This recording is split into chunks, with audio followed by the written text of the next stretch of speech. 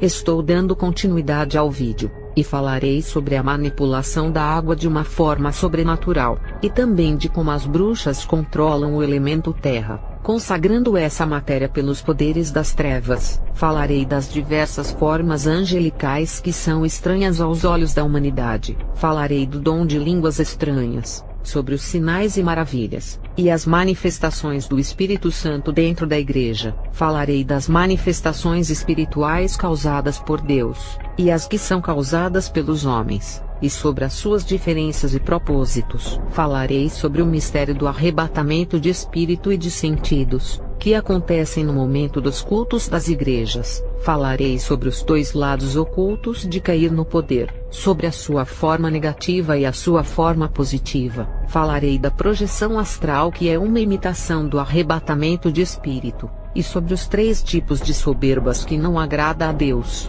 Falarei sobre o discernimento entre o certo e o errado, e saber diferenciar o que é luz e o que é trevas. Falarei sobre o joio e o trigo que estão sobre todas as igrejas do planeta. Começarei falando de como as bruxas manipulam a água. As bruxas que alcançam um nível profundo no ocultismo, elas conseguem caminhar sobre as águas sem afundar. Tem casos em que um espírito maligno está segurando a bruxa pelo tronco para ela não se afundar. Isso é para as bruxas mais fracas, porque as de nível mais avançados não precisam de auxílio de um demônio para realizar essas coisas. Há aquelas que têm magias em seus pés, podem flutuar por cima das águas sem auxílio de qualquer demônio, porque é um dom que elas recebem das trevas. E tem aquelas que não flutuam em cima das águas, mas podem caminhar por cima como se estivessem pisando em terra. Essas têm uma corrente de ar que sai dos seus pés, que ao entrarem em contato com a água, faz a parte onde elas pisam se transformar em gelo. É somente aquela parte onde elas pisam que se transformam em blocos de gelo,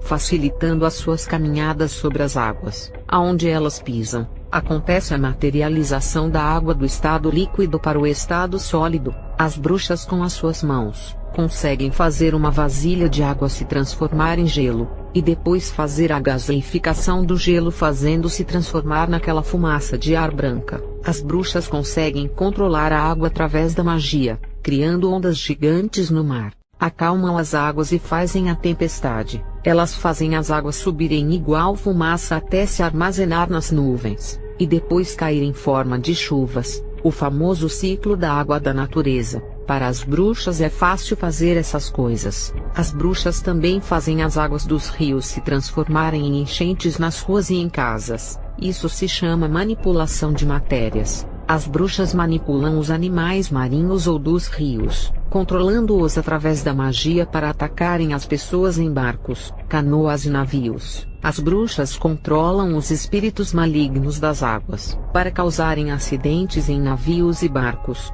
e também para afogarem as pessoas em rios, lagos e mares. Tem magias que formam buracos de águas, ou ondas que afogam as pessoas para baixo, e tem vezes que o próprio demônio das águas em parceria com as bruxas captura a pessoa na água, e quando isso acontece, o maior nadador não consegue escapar das garras desses demônios marinhos ou de água doce. As bruxas conseguem controlar os demônios através da magia, ou é porque eles são submissos a elas. Isso não é verdade na hierarquia espiritual. Qualquer demônio, por mais fraco que seja, é maior do que qualquer feiticeiro por ser feito de matéria que morre e volta ao pó. Diferente dos demônios que nunca morrem, como funciona essa parceria dos demônios de fazer aquilo que as bruxas querem? Eles obedecem à ordem do seu chefe, que manda eles auxiliarem as bruxas que trabalham para o líder do projeto que atua no campo da bruxaria. As bruxas também manipulam a matéria chamada a terra.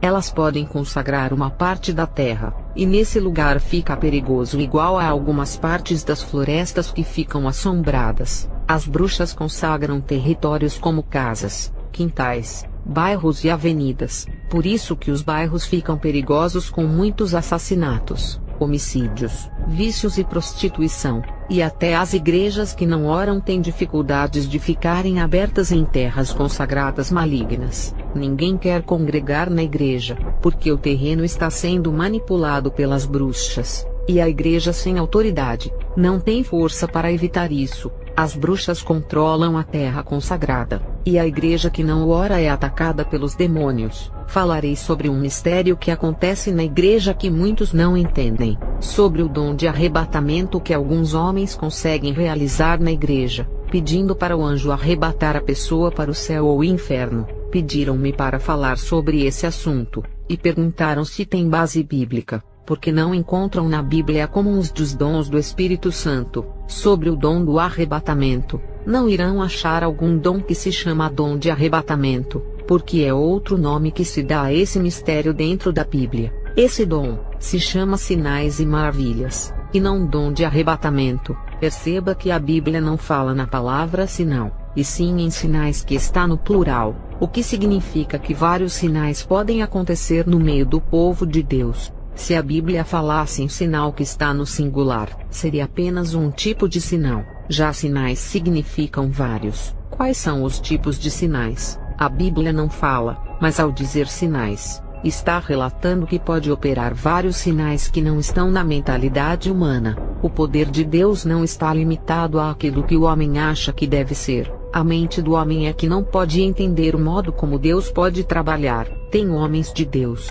que pedem vários sinais na igreja para os crentes incrédulos aumentarem a fé, que são iguais a Tomé. Alguns sinais operados pelos homens de Deus são de fazer as pessoas verem anjos, e também contemplar as chamas de fogo espirituais caindo na igreja. Outro sinal é de o corpo da pessoa pegar fogo, colocar as mãos sobre uma pessoa e pedir para o espírito selar, ou a fazer receber o renovo e falar em línguas estranhas que já fazia muito tempo que não falava. Outro sinal é pedir para o anjo tocar na pessoa ou arrebatar o seu espírito. Tudo isso é um sinal que Deus está operando na igreja, e muitos crentes que já se conformaram dessas coisas não acontecer nas igrejas, quando vê isso acontecer, ficam escandalizados. A palavra maravilhas também está na Bíblia no plural, que significa várias maravilhas, e não uma forma apenas de operar maravilhas. A palavra maravilha é uma forma de operação que o próprio nome diz, que é para deixar a igreja maravilhada com a forma que Deus trabalha.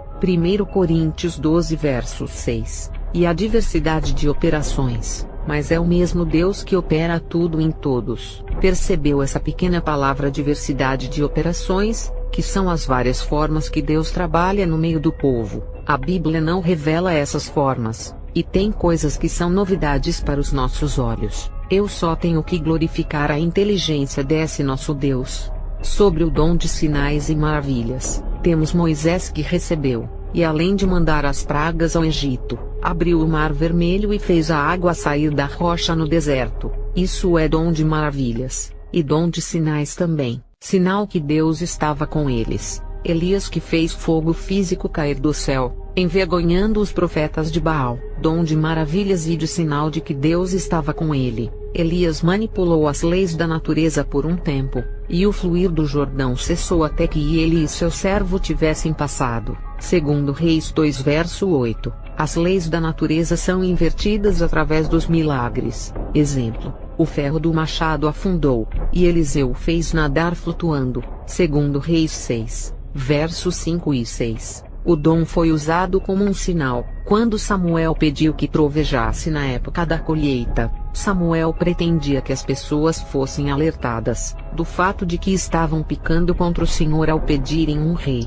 pois rejeitavam o governo vindo do céu. 1 Samuel 12 verso 17. Outro exemplo notável da operação de maravilhas é aquele realizado pelo homem de Deus que se dirigiu a Betel, e clamou contra o altar levantado por Jeroboão. 1 Reis 13, versos 2 ao 4, o servo do Altíssimo profetizou, de que os ossos dos homens deveriam queimar sobre ele, como um sinal de que sua profecia era realmente a palavra do Senhor. Ele fez com que o altar se fendesse e a cinza se derramasse. Quando o zangado rei estendeu sua mão para o profeta, a mão do rei secou. O caso de Sansão, quando um filhote de leão veio bramando contra ele, o Espírito de Deus apoderou-se de Sansão, capacitando-o a agarrar o leão pelas mandíbulas e o matá-lo. No entanto, quando ele voltou para os seus pais, não se referiu ao milagre. Juízes 14, versos 5 e 6. Quando Paulo estava na ilha de Pafos, e o encantador Elimas o resistia, Enquanto ele pregava o evangelho da graça de Deus para o procônsul, Paulo, no poder do Espírito, fez com que Elimas ficasse cego por algum tempo, sinal que convenceu o procônsul de que a doutrina de Paulo era a verdade de Deus. Atos 13 versos 6 ao 12. Jesus manifestou esse grande dom de sinais e maravilhas em diversas ocasiões, como por exemplo, alimentando mais de 5.000 homens famintos a partir de 5 pães e 2 peixinhos. Mateus 14 verso 19 ao 21. Dei exemplos de várias maravilhas, uma diferente da outra, e de sinais diferentes um do outro, que é a prova de que Deus tem várias formas de trabalhar. A mente evangélica é pequena demais, e só pensam que Deus não pode trabalhar de outras maneiras, e tem que ser da maneira que eles pensam, ou de que Deus trabalha de uma única forma, e não pode ter outras maneiras de trabalhar. Sobre os sinais de arrebatamento, se aconteceu em minha igreja ou outros sinais extraordinários,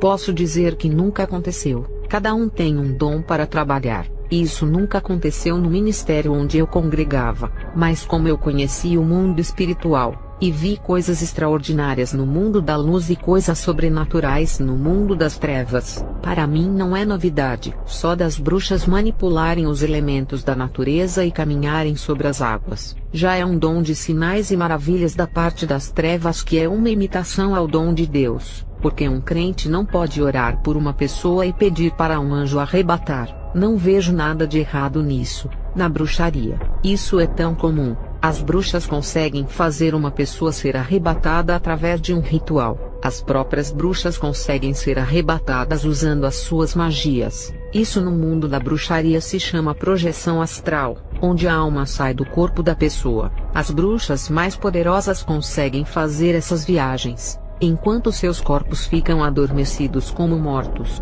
ou quando seus sentidos são retirados do corpo para viajarem. Elas saem dos seus corpos e caminham pelas ruas, avenidas e até entram nas igrejas para sondarem o povo de Deus. Através da viagem astral, as bruxas vão para outros bairros, cidades e até vão para outros países. E tem aquelas que descem ao inferno para uma reunião com os seus líderes. Essas viagens astrais não são difíceis para os demônios. Isso para eles realizarem não é nada. E o nosso Deus não pode fazer a mesma coisa, arrebatando a alma de uma pessoa. Uma irmã me disse que apareceu um anjo com aparência de mulher quando ela orava. Esse anjo da forma feminina estava nos ares. Parecia uma guerreira por estar vigiando algo. Um irmão disse a mim que não está na Bíblia anjos de formas femininas. Eu disse a ele de que o fato de não ter na Bíblia, não significa que não tenha no mundo espiritual. Lembrem-se de que nos vídeos anteriores, eu disse que o mundo espiritual é tão complexo que não entendemos os mistérios de Deus. Não ter anjos femininos na Bíblia, não significa que no mundo espiritual não tenha. Nem tudo foi revelado do mundo espiritual, e essas coisas são como uma caixa de surpresa, que a pessoa irá conhecer quando morrer e for ao céu. Quando se fala de anjos femininos, os sábios das escrituras se escandalizam, mas quando se fala de demônios femininos como Iemanjá, Pombagira e Oxum, eles acreditam. Eu pergunto, se existem demônios femininos, por que não pode ter anjos femininos da parte de Deus? Tanto os demônios quanto os anjos foram criados com a mesma essência, porque os demônios já foram anjos no passado. Eu nunca vi um anjo feminino, mas na bruxaria convivi com os demônios femininos. Quando Deus criou todos os animais da terra, da água e dos ares, Ele criou macho e fêmea, e até nos insetos tem formas sexuais. Por que no mundo espiritual, que é mais complexo e diversos, eu não vou crer que tenha anjos femininos? No livro de Mateus 22 verso 30 fala assim: na ressurreição, as pessoas não se casam, nem são dadas em casamento, mas serão como os anjos do céu. Os anjos do céu não podem se reproduzir e não se casam, porque essas coisas são da natureza da procriação da carne, e os seres humanos têm esse desejo de formar uma família sendo pai e mãe. Esses sentimentos paternais e maternais não estão nos anjos porque são espíritos, e todos os seus desejos estão voltados para adorarem a Deus. O fato dos anjos não se casarem, não significa que todos têm a mesma forma masculina. A forma feminina de um anjo, não significa que tenha um órgão reprodutor sexual que confirma o seu gênero de mulher. No céu, não existe homem ou mulher, todos são a igreja e iguais em suas essências. Mesmo que a serva de Deus tenha sua forma feminina que é ter os cabelos longos e compridos, e os homens estejam com as suas formas masculinas, todos serão a mesma coisa, e as barreiras dos gêneros sexuais caem naquele lugar glorioso, e nós quando estivermos no céu, não poderemos nos reproduzir independente se é homem ou mulher, seremos iguais aos anjos. Os anjos são espíritos, não um ser de carne que pode se multiplicar na terra se reproduzindo. Não importa se alguns anjos tenham as suas formas femininas, não são mulheres que podem reproduzir, não têm sexo e são guerreiras de Deus, porque os anjos femininos não podem se reproduzir. Isso não significa que não possam ter as suas formas femininas. Os 4 animais do Apocalipse têm formas de animais, e nem por isso são animais irracionais por terem essas formas. Eles são anjos de uma classe especial no céu. Os anjos têm várias espécies, e tem classes angelicais no céu a qual ninguém nunca viu. Os 4 animais que o apóstolo João viu, são de uma classe diferente de outros anjos. São 4 anjos muito especiais, e as suas formas não significam que são como os animais da nossa terra. E nem se pode comparar esses seres espirituais do céu com animais irracionais da terra. E a mesma coisa é comparar um anjo feminino com uma mulher reprodutora da terra que tem desejos de casar, ter filhos e reproduzir a sua prole. Esses anjos das formas femininas não são mulheres, e são seres angelicais que fazem parte de um tipo de classe de anjos. Quem garante que esse 1/3 dos anjos que Lúcifer arrastou do céu com ele, foram todos com as suas formas masculinas? Se fossem todos de formas masculinas, não existiam tantos demônios femininos no mundo que atuam na área do sexo, prostituição, sensualidade e sedução. Esses demônios femininos já foram anjos no passado, e acredito que tinham formas femininas. O mundo espiritual é tão gigante com diversos anjos e classes. Não é impossível ver essas coisas. Os querubins que o profeta Isaías viu, tinham formas de homens com pés de bezerro. Nesse universo dos seres espirituais de várias formas, não podemos duvidar de nada, apesar de nunca haver. Sobre o assunto de manifestações espirituais, irei relatar. No dia de Pentecostes aconteceu uma manifestação espiritual. A Bíblia nunca proibiu esses eventos iguais, muitos dizem. O problema que estava acontecendo foi a falta de controle de quem era possuída pelo Espírito Santo, e os cultos que deveriam ser para a edificação dos crentes e novas conversões para aumentar o número de membros. Foram cultos de manifestações espirituais que estavam trazendo escândalos aos ímpios que nada entendiam. Essa forma de perder o controle levou o apóstolo Paulo a não proibir, mas pedir que se controlasse ao receber o Espírito Santo, para que não houvesse desordem nos cultos. Essa forma de cultuar sem deixar-se descontrolar pelo poder de Deus, foi para que os ímpios não se escandalizassem. O apóstolo se preocupava mais em usar estratégia de ganhar essas almas, nem que fosse preciso reter o Espírito Santo da igreja. No livro de 1 Coríntios 14 no verso 40, porém que tudo seja realizado com ordem e decência. No livro de 1 Coríntios 14 verso 19, no entanto, prefiro falar 5 palavras que venham entender, para que possa instruir os outros do que 10.000 palavras em línguas estranhas. Um culto de manifestação espiritual edifica os que recebem o Espírito Santo, mas não edifica os ímpios que nada entendem. 10.000 palavras faladas em línguas estranhas não vão edificar quem está ouvindo, e os ímpios não podem se converter por não entenderem. No livro de 1 Coríntios 14 verso 3 e 4, aquele que prega a palavra edifica, exorta e consola, e o que fala em línguas estranhas edifica-se a si mesmo, e não mais ninguém. Mas o que profetiza edifica a igreja. No verso 2 desse mesmo capítulo, fala que quem fala em línguas estranhas não fala aos homens, senão a Deus, porque ninguém entende, e em espírito fala em mistério. e o apóstolo disse que é melhor não falar em línguas estranhas, mas na língua que todos venham a entender para a edificação, principalmente os ímpios que precisam ouvir a mensagem. Ele estava preocupado muito mais em conversão do que nas manifestações espirituais. O apóstolo fala que o mais importante no culto não é a manifestação, onde todos começam a falar em línguas estranhas que ninguém entende.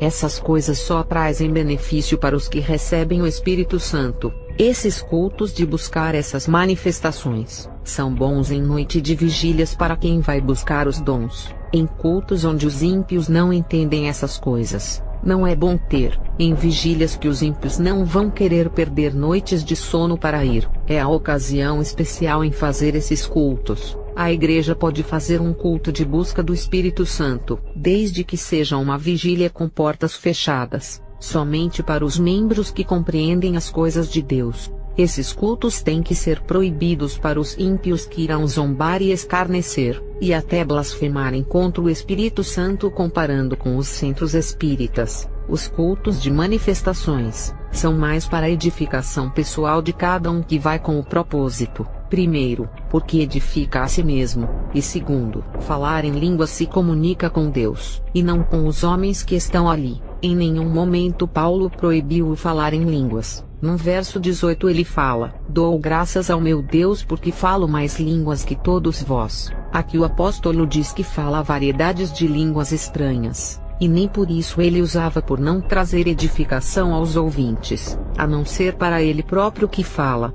E no verso 5, ele diz que aquele que fala em línguas, que tenha intérprete para que a igreja receba edificação. Em nenhuma parte da Bíblia fala que as manifestações espirituais são antibíblicas, mas para ganhar as almas pedem ordem nos cultos. Se na Umbanda acontece isso, lembre-se que antes dessas religiões de danças existirem, no dia de Pentecostes já havia acontecido essas manifestações, e antes desse dia, os sacerdotes já experimentavam. E as religiões africanas e indígenas não criaram essas manifestações, mas copiaram do povo de Deus. É muito errado em dizer que aquela igreja está imitando os cultos da Umbanda, sabendo que essas manifestações sempre existiram desde o tempo de Israel. O salmista Davi dançou, o que causou escândalo para sua esposa. Ele dançou em espírito, não na carne, igual Miriam dançou. O diabo sempre irá imitar as coisas de Deus. Ele é invejoso,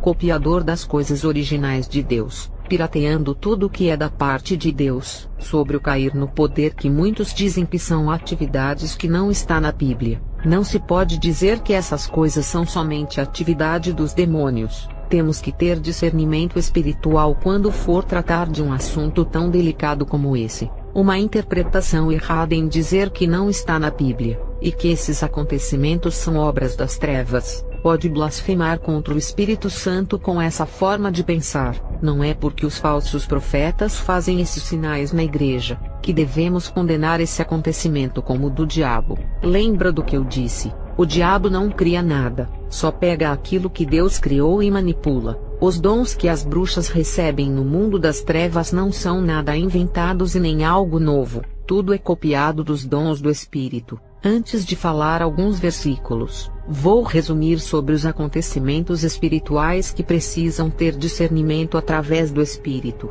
e não dos olhos. A presença de Deus pode estar muito forte naquela congregação, ao ponto de uma pessoa cair. Isso é diferente desses espetáculos que os pastores da prosperidade fazem, de querer derrubar as pessoas com o vento de suas mãos. Na Bíblia não relata de homens que derrubaram outros através da unção, mas fala que caíram pela presença da glória do próprio Deus. Todos os que caíram no chão foi por causa da presença de Deus, que foram os casos dos profetas Daniel e Ezequiel, e os sacerdotes que sentiram a glória de Deus e não puderam ficar de pé. Nenhum homem aparece como super-herói fazendo as pessoas caírem ao chão. As bruxas também fazem isso, formando uma corrente de vento em suas mãos, e conseguem empurrar as pessoas para trás até caírem. Os falsos profetas fazem isso, como marca de suas propagandas para atraírem multidões ao seu ministério. Isso para eles são uma forma de arrebanhar multidões para terem lucros em seus shows, e assim venderem as suas reuniões para outros ministérios. A igreja que contratar um desses, gastará milhões para ter a sua presença que custará a preço de ouro em qualquer lugar. Eles gostam de fazer cultos em estádios de futebol, por terem a capacidade de aglomerar muitas pessoas. Quanto mais clientes, mais dinheiro do ingresso vão ter. Eles contrariam a palavra de Deus, que fala sobre a glória de Deus quando foi manifestada, e os profetas e os sacerdotes não ficaram em pé. A Bíblia é clara ao falar que a presença de Deus causou isso, e não diz que eles caíram porque um profeta estendeu as suas mãos em suas direções provocando as suas quedas. Nesse caso, quem está fazendo o povo cair não é a glória de Deus, e sim o homem. A força espiritual não está vindo das mãos de Deus, e sim das mãos do homem. A glória não está vindo do alto do céu, mas da terra através de um homem. Isso é transferir todos os créditos da glória de Deus para si mesmo, e trazer a exaltação ao próprio ministério, e todas as atenções ficam voltadas para o profeta e centradas nele, não no poder de Deus. A fé é desviada de Deus para o homem. Não estou dizendo que um homem de Deus não consiga fazer uma pessoa cair ao chão através de suas mãos. Se ele apontar o dedo em direção a qualquer pessoa, irá sair fogo de suas mãos. Quando era bruxa, ao entrar nas igrejas eu vi isso acontecer. O que eu quero que entenda é que, derrubar as pessoas para trás para provar que é um ser sobrenatural, não é a característica de um servo de Deus que não procura se exaltar. E se uma pessoa chegar a cair perto dele, foi porque aconteceu de uma forma natural sem ele forçar. Iguais os falsos profetas que causam os seus malabarismos. Eu acredito que quando a presença de Deus está forte na vida de um vaso, a pessoa ao se aproximar, sente essa unção. Eu conheci um homem de Deus, que ao se aproximar das pessoas, a presença de Deus era tão forte que o povo caía no chão. Isso não era ele querendo ser um super-homem para derrubar as pessoas. As pessoas caíam naturalmente sem ele forçarem nada, pois a presença do Espírito Santo que estava sobre ele era muito forte. Um homem humilde que mora em uma casa simples da favela, do mesmo modo que a glória de Deus estava no templo dos sacerdotes que encheu a casa feita por mãos dos homens. Porque a glória de Deus não pode encher uma casa de carne feita pela mão dele próprio. Não podemos crer que todas as manifestações são atividades diabólicas, baseando naquele versículo que no fim dos tempos os falsos profetas operariam grandes sinais e maravilhas. Mas Deus prometeu que nos finais dos tempos derramaria o seu Espírito também. O diabo está se aproveitando do cumprimento da passagem de Joel, e imitando o Espírito Santo, e temos que vigiar para não blasfemar falando aquilo que não sabemos, apenas se baseando em convicção de fé, e no limite do conhecimento de uma mente que ainda não chegou além daquilo que Deus permitiu conhecer. Não julgar pela aparência denominacional ou ministério, mas ter o discernimento de Deus sobre as coisas. Exemplo: uma igreja corrompida de 50 membros, sendo enganada pelas manifestações dos demônios, pode ter uns 2 membros que estão livres das manifestações, e são usados pelo Espírito Santo como atalaias de Deus. Sempre tem uns poucos que não se corrompem,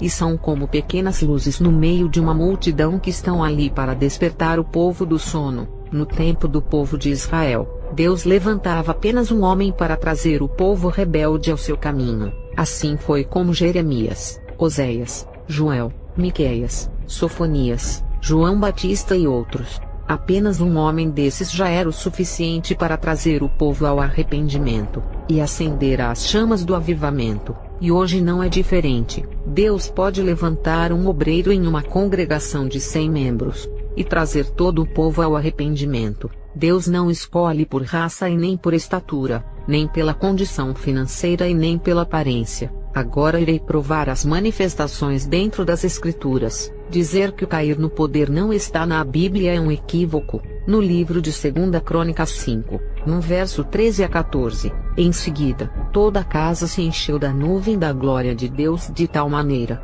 que os sacerdotes não conseguiam permanecer em pé para dar sequência ao serviço, porque a glória encheu o templo de Deus. Essa é a prova que ninguém pode permanecer em pé diante da glória de Deus. Não podemos negar essa realidade. Daniel 10 verso 8. Assim, fui deixado a sós admirando aquela grande visão. e me senti enfraquecido, trêmulo e muito pálido, e quase desfaleci por completo. Então, eis que ouvi a voz das palavras do anjo, e ouvindo o som do que dizia perdi os sentidos, entrei em um estado de êxtase e caí de bruços com o rosto em terra. Daniel caiu com o poder de Deus. Em Daniel 8 verso 16 ao 18, e ouvi a voz de um ser humano que vinha da direção do rio Ulai, e bradou: Gabriel, revelai a este homem o significado da visão. Assim que ele se aproximou de onde eu estava, fiquei apavorado, e caí prostrado com o rosto frente ao chão. Mas ele me acudiu e explicou-me: Entendei, ó filho do homem, eis que esta visão se refere aos tempos do fim. Enquanto ele falava comigo, eu com o rosto em terra fiquei atordoado e em êxtase. Então ele tocou em mim e me ergueu. Daniel 10 verso 17. Como posso eu, teu servo, conversar contigo, ó meu Senhor? Minhas forças se desvaneceram, e mal consigo respirar. Quando a glória de Deus entra em contato com o homem, as suas carnes não resistem por terem a natureza do pecado, e perdem as forças, toda a estrutura corporal, e até as pernas ficam trêmulas e não se pode ficar em pé, já que as pernas fazem parte da coluna do corpo. Ezequiel 3, verso 23 e 24. Sem demora, me levantei e desci ao vale, e a glória do Senhor estava ali, como a glória que contemplei junto ao rio Quebar. Diante da sua presença caí com o rosto em terra. Entretanto, o Espírito entrou em mim e fez com que eu pudesse me sustentar em pé. Ezequiel caiu com o rosto em terra. Não está falando que ele prostrou o rosto em terra, igual em Ezequiel 1 verso 28. O aspecto geral do fulgor ao seu redor lembrava o aspecto de um forte arco-íris, quando a chuva passa e o sol surge por detrás das nuvens. Assim era todo o esplendor ao seu redor. Esta, pois, era a aparência da glória de Deus, o Senhor. Quando contemplei tudo isso, prostrei-me com o rosto rente ao pó da terra. Foi quando ouvi uma voz a me chamar.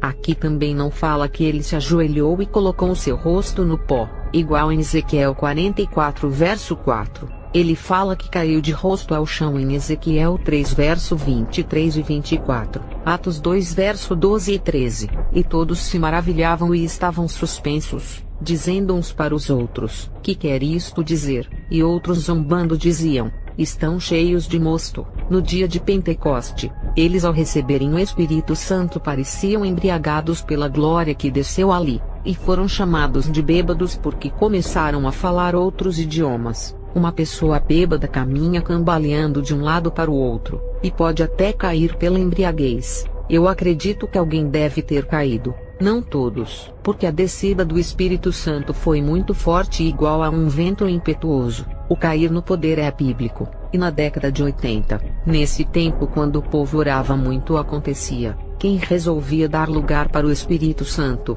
era tomado por uma forma sobrenatural que o corpo estremecia e as pernas enfraqueciam, fazendo as pessoas caírem no chão. Isso é uma legalidade que a pessoa dá para ser usada, e o Espírito Santo respeita o querer da pessoa. Em 1 Coríntios 14 verso 32, o espírito dos profetas está sujeito ao controle dos próprios profetas. Quem dá lugar a Deus, vai ter uma manifestação, e a pessoa que não dá pode até sentir a presença, mas fechou a possibilidade de ser tomado. No mundo espiritual é assim, tudo é na base de abrir a legalidade. Quando a casa se enche da glória de Deus, quem dá lugar não resiste à presença do seu espírito, nem as bruxas resistem ao entrar em igrejas cheias da glória de Deus. Há aquelas bruxas que fugiam e conseguiam escapar da presença de Deus, não sentiam o impacto, e aquelas que permaneciam nos cultos não resistiam à glória de Deus, caindo ao chão manifestadas. A casa cheia da glória de Deus na qual ninguém resiste à sua presença.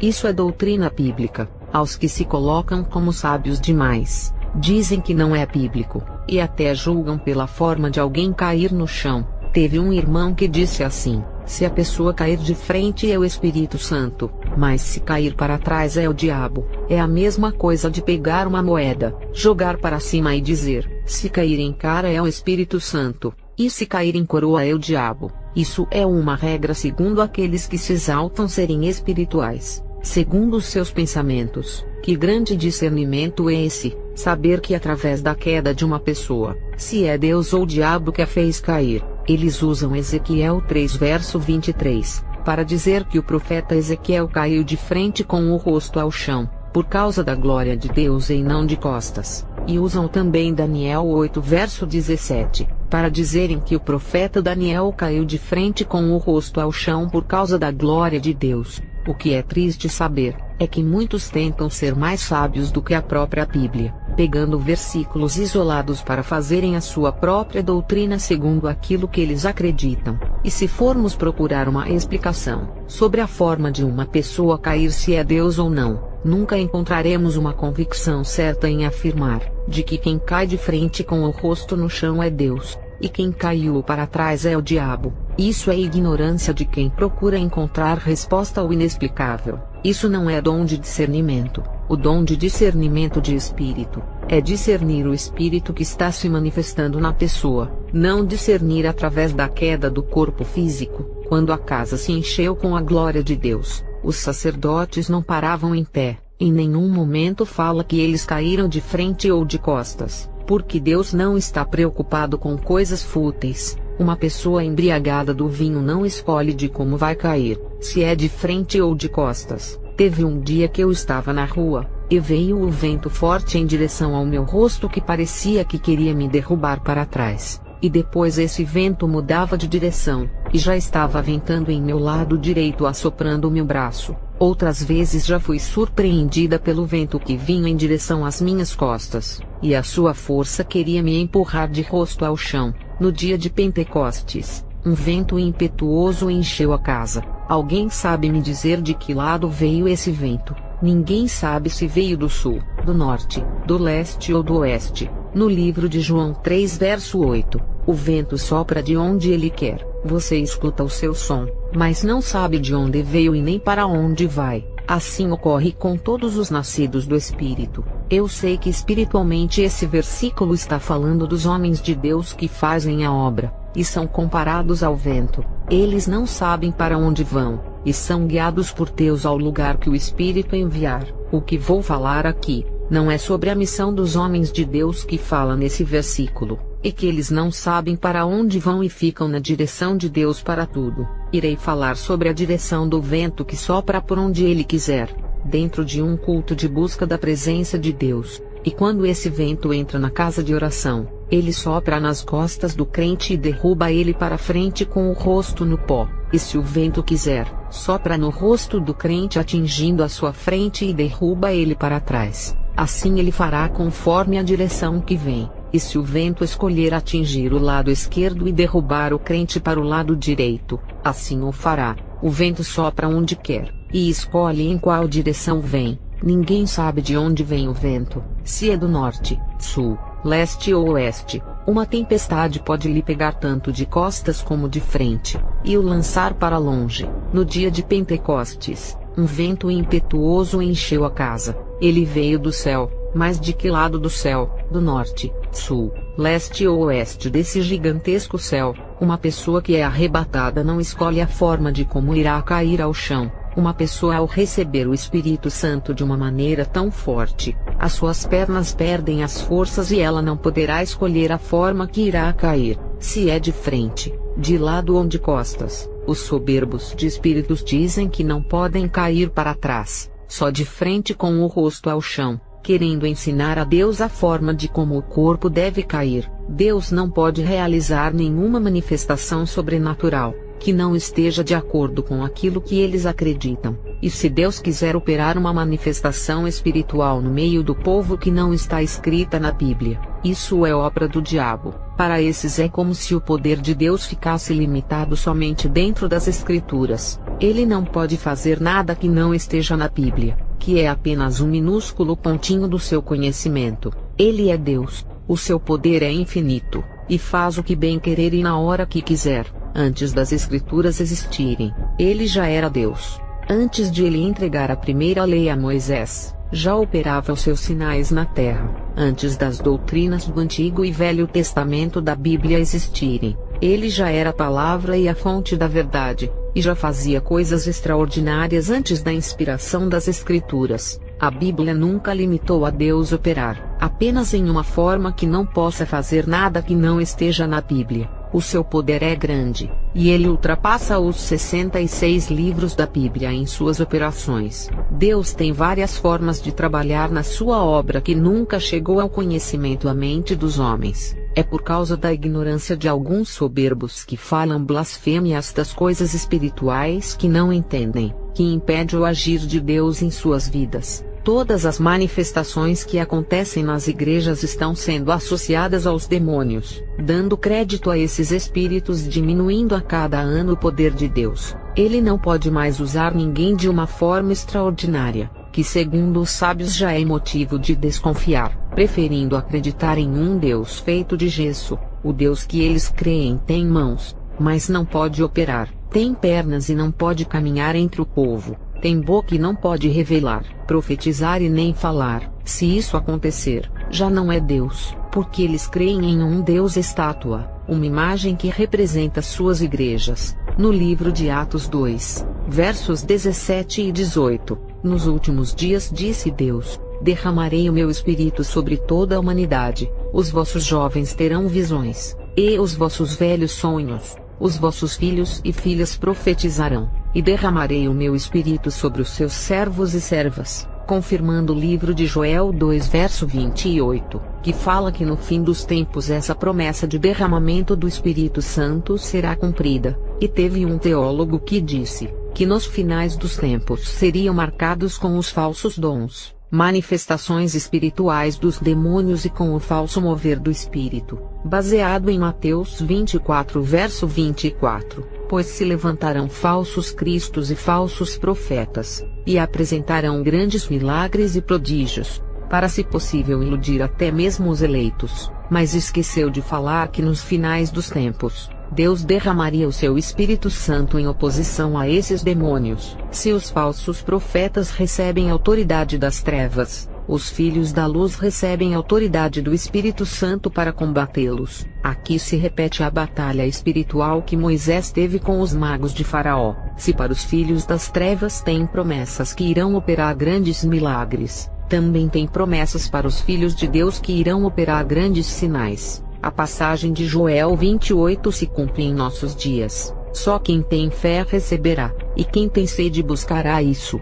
E tem crente que não acredita que isso é possível, e associam todas essas coisas às atividades dos demônios. E muitas pessoas vão para o inferno por causa da língua, de falarem sobre as coisas que não sabem e não têm conhecimento. Eles julgam as coisas sobrenaturais segundo aquilo que acreditam, para fortalecerem ainda mais as suas crenças. Nem tudo aquilo que pensam que está certo significa que está certo. Somos pessoas limitadas no saber das coisas de Deus, e não sabemos tudo o que acontece no mundo espiritual. Essa é uma realidade que os soberbos não aceitam, por não terem conhecimento sobre todas as coisas sobrenaturais. Teve um dia que o meu pastor falou uma coisa relacionada às coisas espirituais, usando um versículo da Bíblia. Eu conversei com ele a respeito desse versículo tão complicado de entender, porque Deus já havia me revelado a profundidade dessa passagem. Eu comentei com o meu pastor,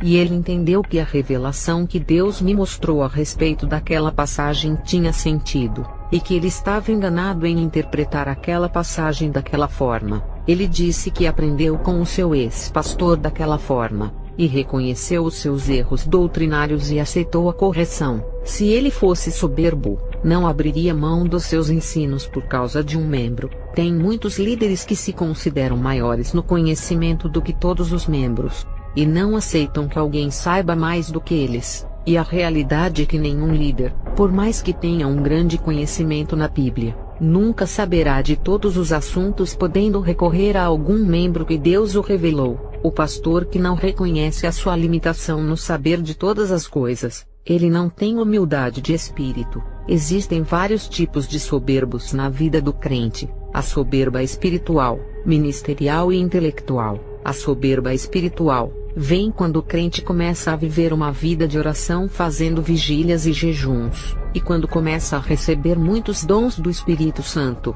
e Deus começa a operar sinais e a curar pessoas por intermédio desse crente. A sua natureza humana é tão fraca que deixa a exaltação crescer. Ele tem que ter reconhecimento que não é nada, apenas um instrumento de Deus. Se Lúcifer, que foi criado perfeito e com várias qualidades, não conseguiu se dominar deixando a soberba crescer nele, imagina nós que somos imperfeitos e de carne, e tem a soberba intelectual daqueles que pensam que sabem de todas as coisas do mundo espiritual. Esses se colocam como os donos do saber, e não aceitam serem contrariados em seus pontos de vistas, e julgam todos os ensinos que não seguem às suas teologias, e julgam os mistérios de Deus. Julgar as coisas de longe, através de um vídeo de manifestação na internet, é falta de sabedoria. É preciso estar dentro das manifestações e ter o discernimento no meio do povo, seja pela presença dos espíritos malignos, visões ou revelações de Deus. Não se julga uma manifestação pelos olhos carnais, por estar vendo os acontecimentos dentro do templo. Para afirmar se algo é de Deus ou não, tem que ter discernimento, e não julgar pelas suas crenças teológicas daquilo que acredita ou não, até porque não temos conhecimento se aqueles ensinos bíblicos que tivemos na igreja estão corretos. Com tantas correntes teológicas existentes no mundo, com várias igrejas diferentes em suas doutrinas, essa é a prova da imperfeição humana no conhecimento das coisas de Deus. Por conhecer muito pouco sobre o conhecimento espiritual da parte de Deus, cada homem, ao abrir uma igreja, irá estabelecer um tipo de doutrina para reger os membros, desde que as doutrinas que regulem a igreja não venham ferir as escrituras. Os homens podem fazer regulamentos para organizar os cultos, e estabelecerem um tipo de ensino dentro da palavra de Deus, e até as igrejas sérias nunca vão ser iguais em seus ensinos, provando que os homens não têm todo o conhecimento das coisas de Deus. Por isso que cada igreja vai ter divergências em seus ensinos. O que falta em uma igreja tem na outra,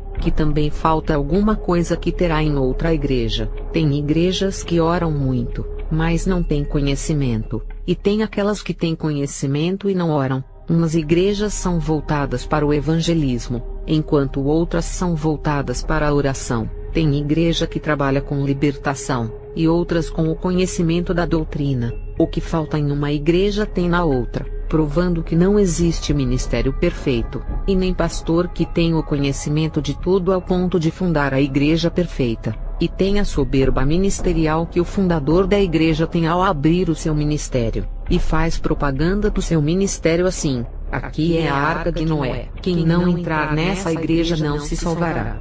E fazem aquele marketing de que o único lugar que Deus opera é ali, criando o partidarismo de sua igreja, e assim nasce a soberba no povo, que pensam que são os únicos da terra escolhidos de Deus para a salvação, seguindo os mesmos modos das seitas, se fechando dentro de seus territórios iguais às religiões. As seitas são partidaristas, e pensam que só eles são salvos e seguem o caminho certo. A igreja está nos quatro cantos do mundo. A igreja é invisível, porque não sabemos quantas pessoas servem a Deus nesse planeta. Quem enxerga que a igreja certa se limita em uma placa, e está presa àquelas quatro paredes, não conhece a obra de Deus no mundo. Em Apocalipse 7 verso 9, o apóstolo João viu vários povos de todas as nações, tribos, povos e línguas, e ninguém podia contar a multidão. Isso contraria a mente religiosa dos partidos evangélicos, que falam que só os membros de sua igreja serão salvos. Jesus é grande,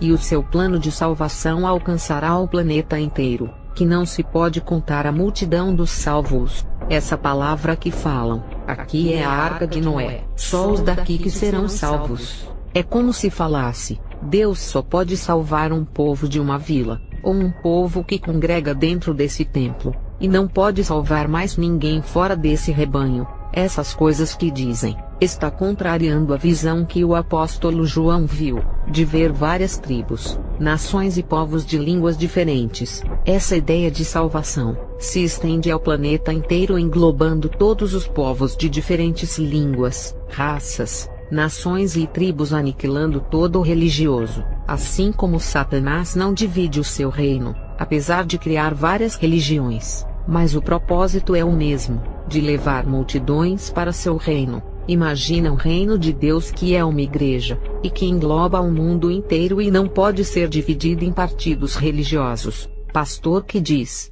a minha igreja é melhor. Esse é soberbo, e ainda diz que nenhum ministério presta, e que todos vão para o inferno. Não existe ministério perfeito, porque se tivesse, o apóstolo João não teria enviado cartas de conserto para 7 igrejas, até a igreja de Filadélfia, que estava em condição melhor se comparando com as outras igrejas, já estava com pouca força para continuar, provando que não era perfeita, e as demais igrejas que estavam em situações piores do que a Filadélfia, Jesus não desistiu delas, e exortou todas a um tipo de conserto. Mais uma vez, a palavra de Deus está contrariando o partido dos religiosos, que diz que todas as igrejas vão para o inferno, e nenhuma igreja do partido religioso vai. Aonde tem o trigo, também tem o joio, umas têm mais e outras têm menos. O que determinará a quantidade de joio em trigo de uma igreja é o dia da colheita.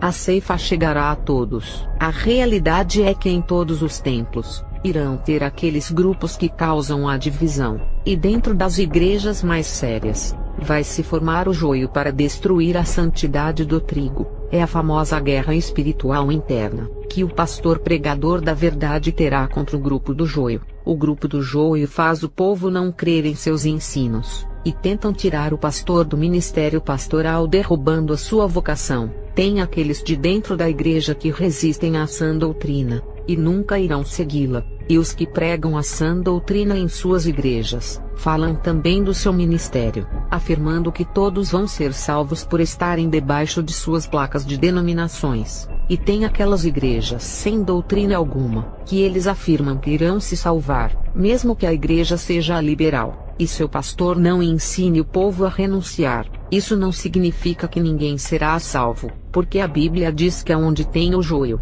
o trigo estará junto. Mesmo que sejam umas 3 pessoas de uma igreja que não é santa, esses 3 podem ser salvos.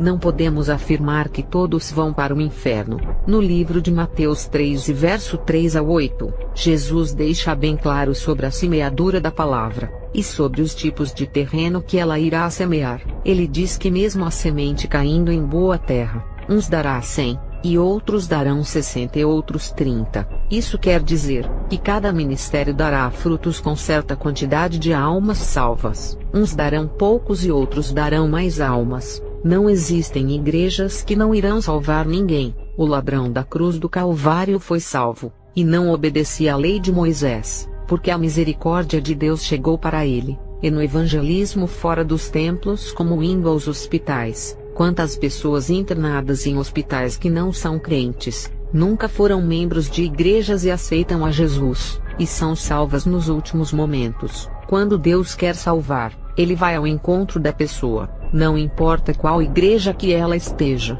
Eu fui salva dentro da casa de bruxaria cheia de livros diabólicos e imagens de demônios. A minha conversão a Deus foi em minha casa, território consagrado aos demônios e dominado por eles. Quando Deus veio ao meu encontro, Ele não quis saber o local onde eu me encontrava, e me resgatou de uma casa de feitiçaria, sem julgar o local de imundícia espiritual onde eu me encontrava. Segundo os partidaristas religiosos, Deus não pode salvar ninguém nesses lugares. Eu vi um caso em que Deus resgatou um maçom dentro da loja maçônica. Ele estava vazio e triste naquela reunião, e dentro do seu coração, pediu para Deus ir ao seu encontro, e o Espírito Santo não olhou o local onde ele se encontrava, e o tocou profundamente em seu coração. Ele se converteu dentro do seu coração, e nunca mais foi para a loja, se tornando um presbítero. Quando Deus quer resgatar a pessoa, Ele tira até do inferno. Ele é poderoso para fazer o que quiser.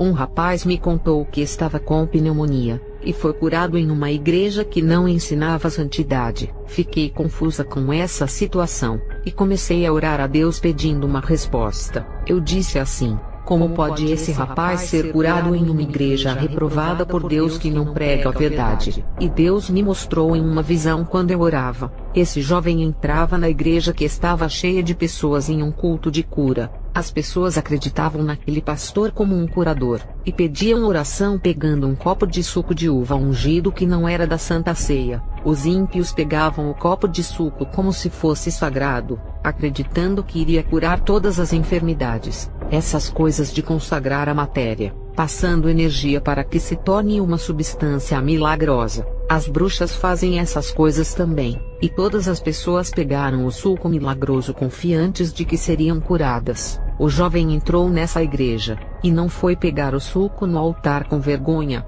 mas chegando à igreja se ajoelhou, e humilhou-se diante de Deus e depois pediu a cura. O arrependimento dele foi essencial para curar não só o seu corpo, mas também a sua alma. Ele não dirigiu a sua fé para aquele falso pastor e nem em seu suco milagroso. Ele dirigiu a sua fé para o alto, e alcançou o Salvador das almas e recebeu a cura de sua pneumonia. Deus não olhou para a aparência da placa denominacional onde ele estava, mas olhou para os desejos de seu coração. Deus não julgou o local nem o nome da obra que ele se encontrava, mas ouviu o seu clamor e foi ao encontro dele. Esse jovem hoje é crente de uma igreja que não é conhecida, e não congregou nessa igreja famosa onde ele recebeu a cura. Deus não mede esforços para fazer a obra na vida das pessoas, não importa o local onde a pessoa se encontra. Já a questão de congregar, Deus irá guiar para a igreja certa. Deus tem várias estratégias de trazer as pessoas para Ele,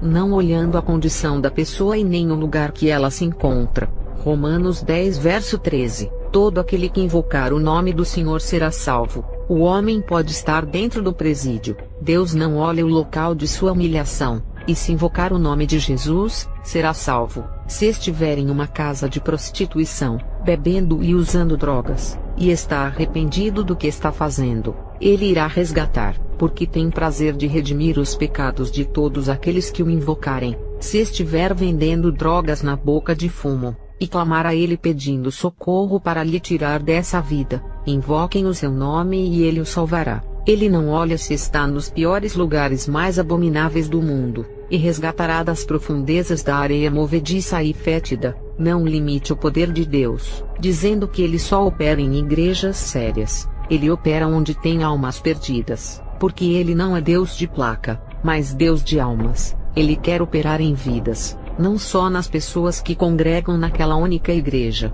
Os pastores de partidos que só pensam que Deus opera em suas igrejas, querendo prender o Espírito Santo somente para eles. Quando tem manifestações na igreja desses pastores, eles falam que é Deus sem discernir os espíritos, mas quando as manifestações são em outras igrejas, é do diabo segundo eles. Não importando se a igreja é séria, o trabalho de Deus é atribuído aos demônios para esses. Querem ser oniscientes em querer saber de todas as coisas sem entendimento algum. Aonde tem o trigo, também tem o joio, e está nas igrejas deles também. Por mais que a igreja pregue a verdade e tenha manifestação pentecostal, não significa que todos estão com o Espírito Santo. É claro que o joio irá ser usado, mas não pelo mesmo espírito do trigo. Existem muitas igrejas maçônicas que não foram criadas para salvar as almas. A maioria não são igrejas e se camuflam como casa de oração.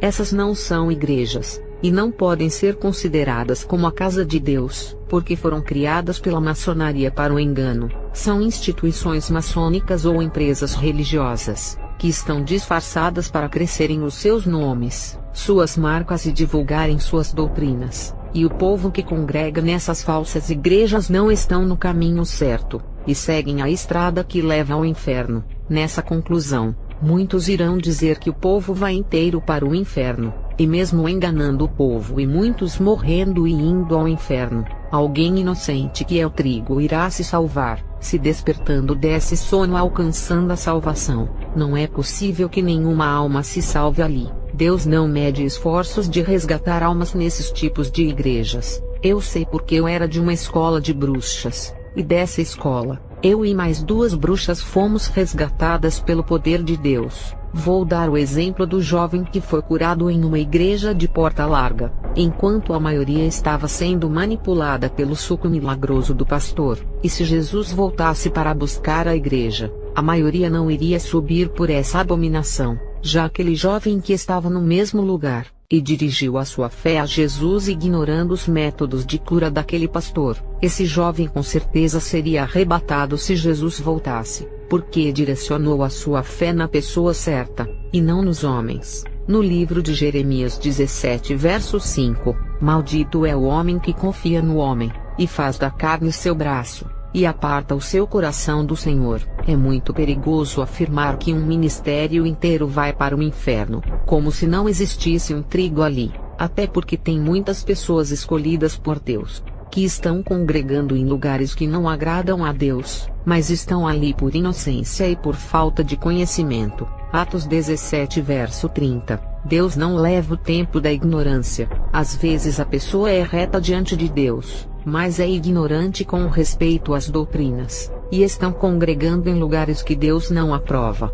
Se ele é inocente e for um homem reto, Deus o salvará, e não cobrará sobre aquilo que ele não tem o conhecimento, desde que seja separado do pecado. No livro de Lucas 12 verso 48, a quem muito for dado, muito será cobrado. Deus cobra mais daqueles que têm muito conhecimento e não o seguem. Congregar em um lugar sem ter conhecimento é uma coisa, agora, congregar em um lugar e ter o conhecimento do engano que está ali, e compactuar com os erros do ministério, já não é mais inocente e o faz consciente. Vou encerrar esse vídeo e continuar no outro.